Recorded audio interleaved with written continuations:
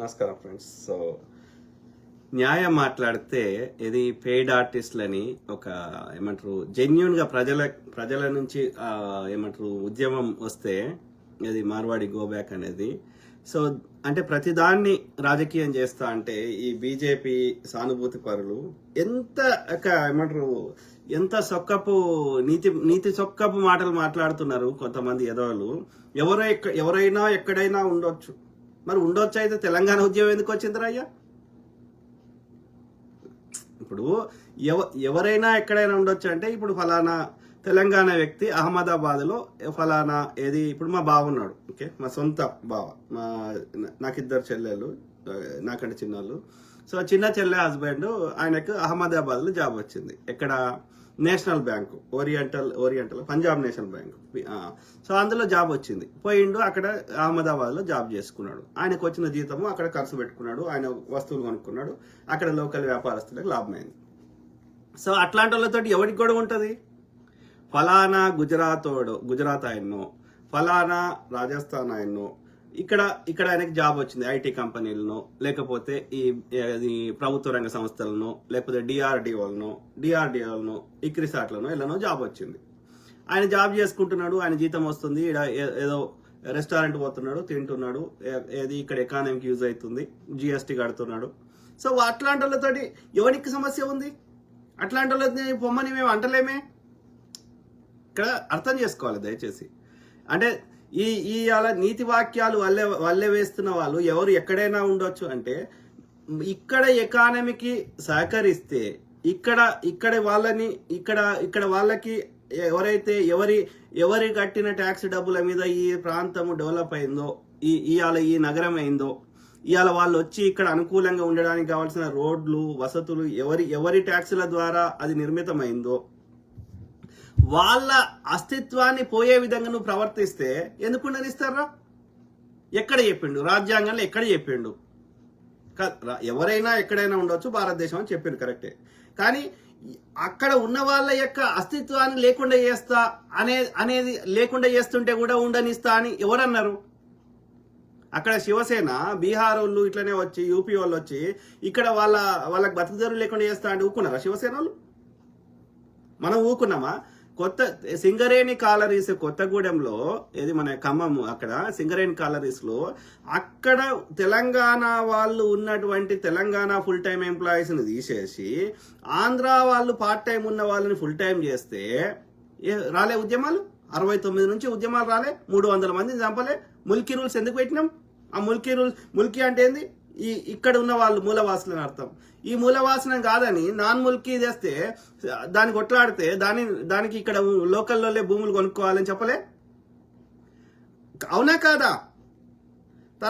తర్వాత ఏది దాన్ని అబ్యూజ్ చేసి మళ్ళీ 610 జీవో అని 610 ఫార్ములా అని దాన్ని ఇంప్లిమెంట్ చేయక ఇట్లా అన్ని రకాలుగా మమ్మల్ని ఇబ్బంది పెడితే వెళ్ళిపోమన్నారు. ఇప్పుడు గంత ఎందుకు రాబాయ్? గంత ఎందుకు? ఇప్పుడు దుబాయ్కో ఇస్లామిక్ కంట్రీస్ పోదాం, ఆడ మన తెలంగాణని జాగా కొనుక్కొనిస్తారా? చెప్పండి. అక్కడ మనకి భూమి కొనుక్కునే హక్కు ఉందా? ఎన్ని రోజులైనా కిరాయి ఉండాలి కదా, టెనెంటే ఉండాలి కదా. ఇప్పుడు ట్రంప్ గారు ఇండియన్స్ ని హైర్ చేసుకోవద్దని ఎందుకు చెప్పిండు? అమెరికా చట్టాలలో ఎక్కడ ఉందా? అంటే ట్రంప్ గారికి ఏమనిపిస్తుంది? వాళ్ళ అస్తిత్వానికి దెబ్బ కొట్టే విధంగా ఉంది, వాళ్ళ కల్చర్కి, వాళ్ళ ఎగ్జిస్టెన్స్కే మోసం చేసే విధంగా ఉంది, ఇక్కడ చట్టాలు పాటిస్తలేరు అని ఆయనకి ఎక్కడో అనిపించింది. This is what happening. బతుకు తెరువు కోసం వచ్చినోడిని ఎవడేమంటలేడు, ప్రపంచంలో ఎక్కడేమంటలేడు, తెలంగాణ కూడా ఏమంటలేడు. మాకు బతుకు తెరువు లేకుండా చేస్తా అంటే మరి మాకు బతుకు తెరువు మమ్మల్ని అడుక్కోవడానికి వచ్చి మాకు బతుకు తెరువు లేకుండా చేస్తా అంటే ఎందుకు ఊరుకుంటాం రా? ఎవడుకుంటున్నాడు? ఏం కాదు. మేము గుజరాత్ పోయి అక్కడ మేము మొత్తం వ్యాపారాలను మేము టేక్ ఓవర్ చేస్తామంటే ఊరుకుంటాడా గుజరాత్ వాడు? తెలంగాణడు పోయి ఆ కర్నూలునో గెన్నో ఒక ఏది వ్యాపారం చేద్దామని పోతే మొత్తం కాలబెట్టిరు అని, మొత్తం ట్రాక్టర్ అని యొక్క వెహికల్. పోనీ లెక్క పెడదాం, తెలంగాణలో గుజరాతీ మార్వాడీలు ఎంతమంది వ్యాపారస్తులు ఉన్నారు, ఎన్ని షాపులు ఉన్నాయి? గుజరాత్లో తెలంగాణలో ఎన్ని షాపులు ఉన్నాయి?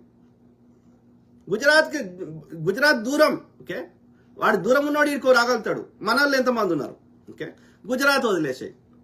ఏది పక్కకున్న ఆంధ్రప్రదేశ్లో మన తెలంగాణలో ఎంతమంది వ్యాపారాలు చేసుకుంటారు, ఆంధ్రలో తెలంగాణలో ఎంతమంది ఉన్నారు, తెలంగాణలో ఆంధ్రలో ఎంతమంది వ్యాపారం చేసుకుంటారు. అంటే ఏమంటారు ఈ బాడకవులు? తెలంగాణలో తాగుబోతులు, తిరుగుబోతులు, ఇంకో బోతులు అని చెప్తారు. ఎవరు? తెలంగాణలో తిరుగుబోతులు అయితే కూకట్పల్లిలో యువతి సంసారియో యువతి వ్యభిచారినో తెలియకుండా దొమ్మరేషాలు వేస్తుంది, ఆ యొక్క ఇది ఒళ్ళమ్ముకుంటుంది. ఎవర్రా?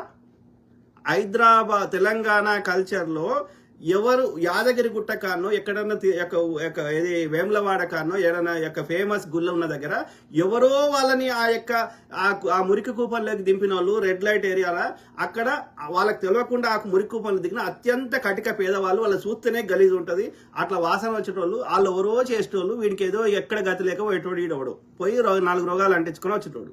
ఇవాళ యువతి పతితనో యువతి ఇంకోటో తెలియని పరిస్థితి తీసుకొచ్చారు. ఎవరు తీసుకొచ్చిర్రా? సినిమాల్లో చూడు, అది హీరోయిన్ అవుతుంటది. తెలుగు పిల్లలు ఎంతమంది ఉన్నారు? మొత్తం ఉంటే నార్త్ ఇండియన్ ఉంటుంది, లేదు అంటే ఇది ఆంధ్ర ఉంటుంది. ఇప్పటి మీరు గుంటూరు పోండి, బట్టలు లేకుండా బరి బట్టలు నాట్యం చేస్తారు. ఈ డాన్సులు చేసే కల్చరు, సిన్నీళ్ళ కల్చరు ఇడ లేదు. ఇడ మా అస్తిత్వాన్ని దెబ్బ కొట్టుకుంటా, మా కల్చర్ని దెబ్బ కొట్టుకుంటా. ఆడు స్వగృహ ఫుడ్స్ అంటాడు, ఈడొచ్చేసి మార్వాడి ఫుడ్స్ అంటాడు. మళ్ళీ ఒక్కడన వాని పూతరేకులు తినమంటాడు, కానీ మా సకినాలు వాడు తిన్నాడు, వీడు తిన్నాడు. వాడిని డాడూస్ లడ్డు తినమంటాడు, వీడు పూతరేకులు తినమంటాడు, కానీ వాడు కజ్జికాయలు తినమంటాడు, కానీ మనం ఏం తినడాడు. అంటే మన జాగాలకు వచ్చి మనం వాని జాగాలకు పోతే వాడు చెప్పినట్టు ఇందాం అనుకుందాం. వాడు మన జాగాలకు వచ్చి మన అస్తిత్వాన్ని దెబ్బ కొడతా అంటే ఎట్లా చూసుకుంటా కూర్చోమంటావు? ఆంధ్రోడో లేకపోతే ఆ గుజరాతోడో మార్వాడోడో ఇచ్చిన ట్యాక్స్ డబ్బులతోటి మా నిజాం గారు నయా పూలు కట్టిండా, పురాణ పూలు కట్టిండా, మా కుతుబ్ షాయిల్ హైదరాబాద్ నగరాన్ని నిర్మించిర్రా, చార్మినార్ హైదరాబాద్ ఐకాన్లో అలా మార్వాడని పైసలు ఉన్నాయా, ఆంధ్రోని పైసలు ఉన్నాయా? కాదు, ఇలా అసెంబ్లీ భవనం నిజాం గారు కట్టిరు. అలా ఆంధ్రోడు ఎన్ని పైసలు ఇచ్చిండు, గుజరాతోడు ఎన్ని ఇచ్చిండు, రాజస్థానోడు ఎన్ని ఇచ్చిండు? మా తెలంగాణ కాదు, మేము తిరుగుబోతులం అయితే తాగుబోతులం ఇట్లా అయితే మరి మాకు తిండోడు పెడుతుండ్రా? ఆంధ్రోడు పెడుతుండా, రాజస్థానోడు పెడుతుండా, గుజరాతోడు పెడుతుండా? చెప్పండి. మా పొద్దుగాలైతే పనిచేసి 3 పొరగాలని చదివించి పెద్ద చేసిండు, కానీ అయ్యే ఆంధ్రోడికి మాకు ఇవ్వలేదు, ఏ గుజరాతోడు ఇవ్వలేదు, ఏ రాజస్థానోడు ఇవ్వలేదు. తెలంగాణలో తాగితే తింటే మరి ఎవడు పెడుతున్నా మాకు తిండి? రేవంత్ రెడ్డి గారు ఇప్పుడు ఇన్ని లక్షల మందికి ఇంతమందికి రుణమాఫీ చేసిండు. ఆ రుణమాఫీ తీసుకున్న వాళ్ళు మరి ఆ రుణం ఏం చేసి తాగింది తిన్నారా? వాళ్ళు వ్యవసాయం చేయలే, పంటలు పండిస్తున్న రైతులు వాళ్ళు పొద్దుగాలైతే తాకుండా కూర్చుంటే మరి నగలోడు కడతాడు, ఆ యొక్క పంటోడు కొత్తాడు, పంటోడు ఇది చేస్తాడు. ఏం మాట్లాడతారు? పొద్దుగాలేస్తే మీ స్వార్థం కోసం, మీ దోపిడీ కోసం పక్కువ మీద బురద వెళ్తూనే ఉంటారా? ఇది ఒక్క బీజేపీ సంకనాకే పార్టీలు తప్ప అందరు రాజకీయ పార్టీలకు అతీతంగా అందరు దొబ్బేయమంటున్నారు. ఎందుకంటున్నారు? అది ఒక్కటి ఇన్సిడెంట్ గురించి అది జరుగుతుంది. అది లీగల్ గా ఏం జరగాలనో జరుగుతుంది. అది ఆ దళితుని కొట్టిన విషయంలో దాని గురించి కాదు ఇక్కడ. అది ఇప్పుడు అంతకుముందు ఎప్పటి నుంచో ఉన్నది, అది ట్రిగ్గర్ అయింది అంతే. ఇప్పుడు ఆ యొక్క ఆంధ్ర గోబ్యాక్ అనేది ఎప్పటి నుంచో ఉన్నది, కడుపులా ఉండి ఆ కొత్తగూడెం లైన్ దాంతో ట్రిగ్గర్ అయింది. ఎప్పుడైనా అట్లే అయితే ఉద్యమాలు చూసి 1000 మైళ్ళ ప్రయాణమైన ఒక్క అడుగుతోటే ప్రారంభం అవుతుంది. అట్లా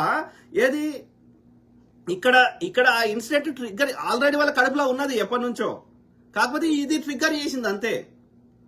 ఆ బాంబు పెడితే బాంబు లోపల ఆ మెటీరియల్ అంతా ఉంటది, ఆ తోకకు మంట అంటించుడే ఉంటది.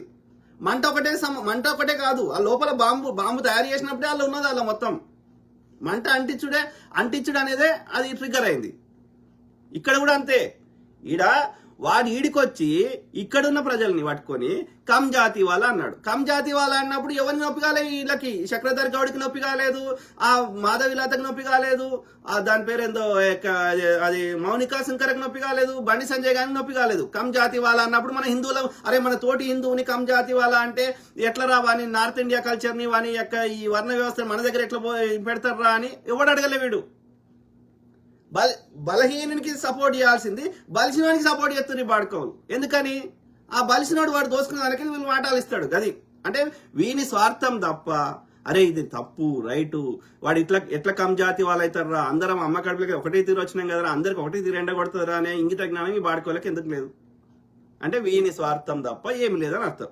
బీజేపీ సానుభూతి పరులు తప్ప మిగతా అందరూ పొట్టు తిడుతున్నారు. ఒకే ఒక కారణం, అందరు నొప్పి ఫీల్ అవుతున్నారు. ఎందుకంటే వాళ్ళు ఏది వ్యాపారం చేసుకుంటుండే తప్పు కాదు, ధర్మం ఇప్పుడు వాడిని మోడీ గారికి ఓటేస్తే ఎవడు తప్పు పడతలేడు. కానీ నువ్వు మోసం చేసి ఓట్లు దొంగతనం చేస్తే ఆ యొక్క ఎలక్షన్ ప్రాసెస్ దుబ్బ పెడితే తప్పు అంటున్నాం.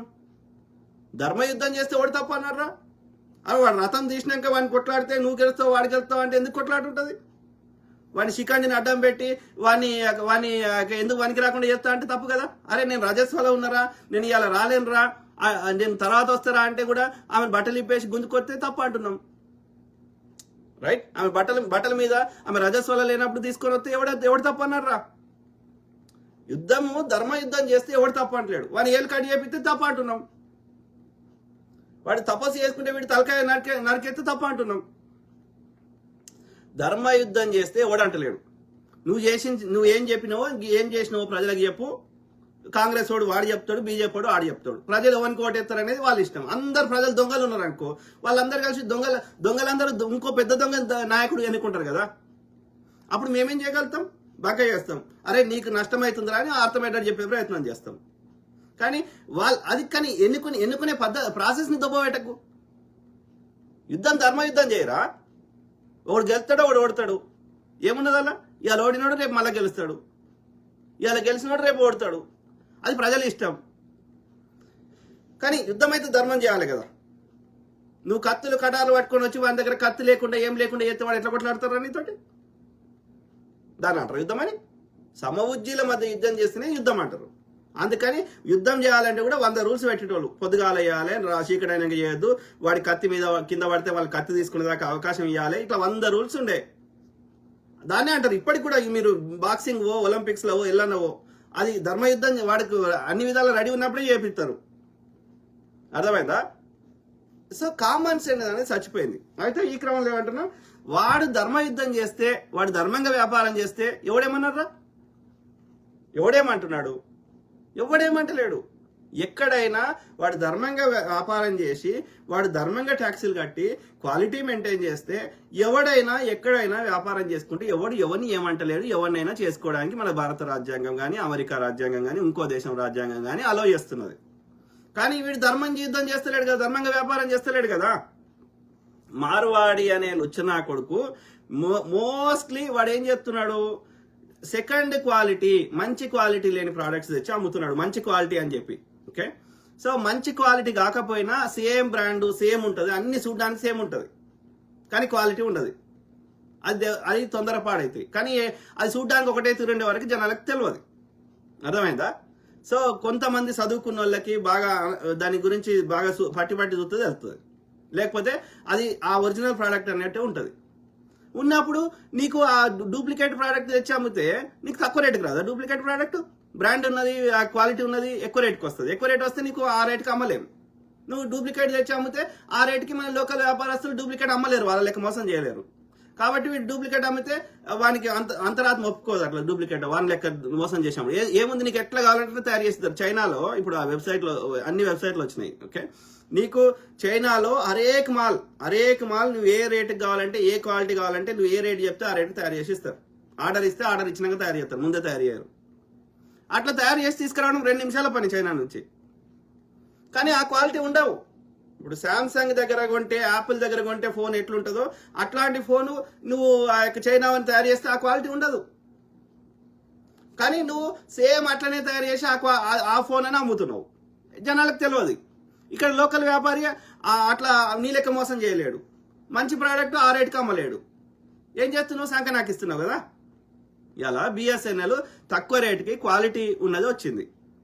దాన్ని 3G చేసినాం, 4G చేసినాం, 5G చేసే ప్రయత్నం చేసినాం గతంలో. ఏం చేసిండు వీడు? అదాని వచ్చినాక జియో ఫ్రీగా ఇచ్చిండు. ఫ్రీగా ఇవ్వకపోతే బిఎస్ఎన్ఎల్ తక్కువ రేటు ఉన్నాడు, వాడికి రాడు. కాబట్టి జియో ఒకసారి ప్రజలకు అలవాటు చేసి, వాళ్ళకి ఫ్రీ అలవాటు చేసినాక ఏమవుతుంది? బిఎస్ఎన్ఎల్కి కస్టమర్ తగ్గిపోయినప్పుడు బిఎస్ఎన్ఎల్ ఖర్చులు మెయింటైన్ చేయలేక ఇది నష్టం వచ్చిందని చెప్పి వాడు ఇచ్చేసిండు, దాన్ని లేకుండా చేసేసిండు బిఎస్ఎన్ఎల్. ఏ బిఎస్ ఆల్టర్నేటివ్ లేకుండా చేసినాక ఇక రేట్లు వేస్తుండు జియోవాడు. అట్లనే వీడు వాడి యొక్క ఆపోజిషన్ ఈ లోకల్ వ్యాపారాలు చంపేయాలని చెప్పి, కాంపిటీషన్ ఉండొద్దు అని చెప్పి ఏం చేస్తున్నాడు, వీడికి నష్టం వచ్చినా సరే ఫ్రీగా ఇస్తున్నాడు, లేకపోతే డూప్లికేట్ మాలాన్ని ఇస్తున్నాడు, లేకపోతే ఫ్రీగా ఇస్తున్నాడు కొన్ని రోజులు నష్టమైనా సరే. అప్పుడు ఏమైతుంది, అపోజిషన్ వాడు వానికి వ్యాపారం పీక్తున్నాడు, వాడి కస్టమర్లు అంతా పోయినాక వాడు కిరాయి కట్టుకోలేకపోతున్నాడు, వాడు ఎంప్లాయీస్ జీతాలు ఇవ్వలేకపోతున్నాడు, వాడి దుకాణం ఎత్తేస్తున్నాడు, వాడి దుకాణం ఎత్తేసినాక వీటి రేట్లు వేస్తున్నాడు. ఈ నష్టానికి డబ్బులు అన్ని మళ్ళీ వసూలు చేస్తున్నాడు. వానికి కస్టమర్ గతి లేదు కాబట్టి, వీని దగ్గర అలవాటు అయ్యిండు, ప్లస్ వీనికి వేరే ఆల్టర్నేటివ్ లేదు కాబట్టి వాడికి ఎంత రేటు పెట్టినా కొనుక్కుంటున్నాడు. మళ్ళీ మేము వ్యాపారం చేస్తున్నాము, దాన్ని అంటారా వ్యాపారం అని?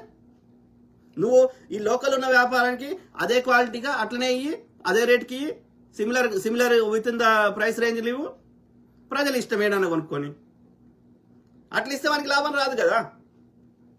నువ్వు బ్లాక్ దందా వేసుకుంటా నువ్వు నీతి వాక్యాలు చెప్తా అంటే మళ్ళీ ప్రతిదీ క్యాష్ ట్రాన్సాక్షనే. మన లోకల్ వ్యాపారస్తులు ప్రతిదానికి కార్డు వాడుతున్నారు, ప్రతిదానికి ట్యాక్స్ కడుతున్నారు, ఇన్కమ్ ట్యాక్స్ కానీ, జిఎస్టీ కానీ, కార్పొరేట్ ట్యాక్స్ కానీ. వీడు మార్వాడోడు అన్ని క్యాష్ ట్రాన్సాక్షన్ చేస్తున్నాడు, సో ఒక్క పైసా ట్యాక్స్ కడతలేడు. మళ్ళీ ఎవరికి యూజ్ అవుతుంది? మరి గవర్నమెంట్కి నువ్వు ట్యాక్స్ కట్టకపోతే గవర్నమెంట్ దగ్గర పైసలు ఏవి? వాడు జీతాలు ఎట్లా ఇస్తాడు? వాడు రుణాలు ఎట్లా మాఫీ చేస్తాడు? ఇంకో దరిద్రం ఏంటంటే ఈ మార్వాడోడు ఒక్కని కూడా లోకల్లోనే హైర్ చేసుకోడు, మళ్ళీ తక్కువ రేటుకి అక్కడ పొరగాలను పట్టుకొని వస్తాడు, గుజరాత్ నుంచి, ఆ రాజస్థాన్ నుంచి. మరి వానికి మరి ఈడేం పని వానికి? ఇక్కడ పైసలు ఎందుకు వానికి? మళ్ళీ అన్నే పెట్టుకోపో వ్యాపారాలు ఓడాపుతున్నాడు, ఆడ పెట్టుకోగాడు వద్దన్నాడా? ఆడ మీ గుజరాత్లో మోడీ వద్దంటుండ ఆడ వ్యాపారం చేస్తా అంటే, రాజస్థాన్లో ఇంకో బాపనోడు వద్దంటుండ, ఆడ బీజేపీ బాపనోడు ముఖ్యమంత్రి అయ్యాడు. నీవు ఇక్కడ లోకల్ వాళ్ళకి ఎకానమీకి ఏ రకంగా లాభం అవుతున్నావో నాకు చెప్పు. ఇక్కడ పొరగానే హైర్ చేస్తలేవు, ఇక్కడ ట్యాక్స్ కడతలేవు, మళ్ళీ పోనీ ఈ దోసుకున్న సొమ్ము ఏమన్నా ఇక్కడ ఖర్చు పెడతావా అంటే, ఇల్లు కొంటవా అంటే కొనవు, జాగ కొంటవా అంటే కొనవు, మళ్ళీ అన్నీ కొనుక్కుంటావు. మరి నీతోటి ఏం లాభం రా? ఇక్కడ పైసలు ఎత్తుకోకూడదు తప్ప. ఇక్కడ వ్యాపారం చేస్తే, ఇక్కడ వ్యాపారం పెడితే, ఇక్కడ గవర్నమెంట్ సబ్సిడీలు ఇచ్చినా, భూమి ఇచ్చినా, నీకు ఇంకోటి ఇచ్చినా ఎందుకు ఇస్తున్నారు? ఇక్కడ పొరగాళ్ళకు ఉద్యోగాలు ఇస్తారేమో, ఇక్కడ ప్రజలకు పని కల్పిస్తే, ఇక్కడ ఒకరికి డైరెక్ట్ ఉద్యోగం వస్తే, ఆడికి జీతం వస్తే, ఆడు సినిమాకు పోతాడు, వాడు షాయి తాగుతాడు, వాడు ఇంకో దగ్గర ఖర్చు పెడితే ఇక్కడ తెలంగాణ వ్యాపారాలు కానీ తెలంగాణ ప్రజలు బతుకుతారు, గవర్నమెంట్ ట్యాక్సులు వస్తాయి, ఇట్లా మన ఆర్థిక వ్యవస్థను అభివృద్ధి చేయొచ్చు అని వాడు రాయితీలు ఇస్తున్నాడు, భూమి ఇస్తున్నాడు, లేకపోతే ఇంకో సబ్సిడీ ఇస్తున్నాడు. నువ్వు దీన్ని దొబ్బేసుకొని ఇక్కడ ఇస్తా అని భూములు కబ్జా పెట్టుడు, భూమి నిజంగా వ్యాపారం చేయకుండా భూములు ఎత్తుకోవడు, లేదు అంటే ఇట్లా లంగా వ్యాపారం చేసుడు, సెకండ్ దందా చేసుడు. ఎట్లా కలుగుతుందిరా? దీంతో పాటు మన కల్చర్ పెడుతున్నావు. వాడు మన బోనాలు సెలబ్రేట్ చేసుకోడు, వాడు మన బతుకమ్మ సెలబ్రేట్ చేసుకోడు, వాడు మన దసరా సెలబ్రేట్ చేసుకోడు, వాడు మన ఎల్లమ్మని మొక్కడు, మన పోషమ్మని మొక్కడు, వాడు మన మైసమ్మని మొక్కడు. కానీ మనం మాత్రం జై శ్రీరామ్ అనాలి. అనకపోతే నేను హిందువుకు కాదు. నువ్వడిరా? నీకు శ్రీరాముడు మీకు ఆయన రాసినోడే చెప్పుకోలే నేను దేవుడిని. మీరు ఒరిజినల్ రామాయణంలో ఎక్కడన్నా రాముడు దేవుడు అని రాస్తే నీళ్ళేని బాయిలో దుంకుతాను.